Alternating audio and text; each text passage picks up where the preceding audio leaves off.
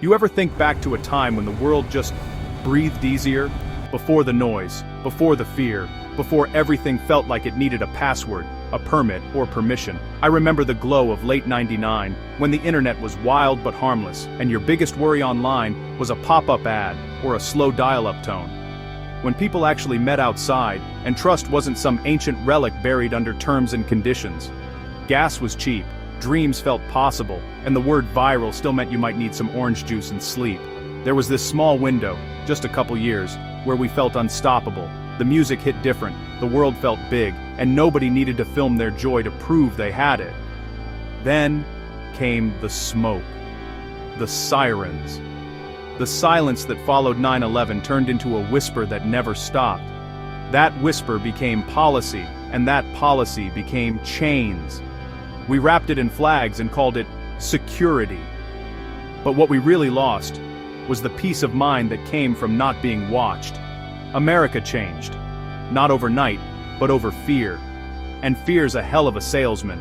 He told us we were safer, while he built cameras in the corners and laws in the shadows. Now every click is tracked, every thought's a target, and we traded privacy for convenience like it was a fair deal. We don't talk about that era much anymore, the short breath between Y2K and Ground Zero. But those were the last normal years. The last time this country felt like a dream and not a simulation. People say make America great again, but when I close my eyes, greatness looks like streetlights over quiet suburbs, CD players skipping in the back seat, and a world that hadn't yet turned its people into data points. If I could bottle that feeling, that pre-fear freedom, I'd sell it for free. Because it wasn't money that made it great. It was the air, the trust, the time we didn't realize we were living in peace. So no, I don't want the old America back.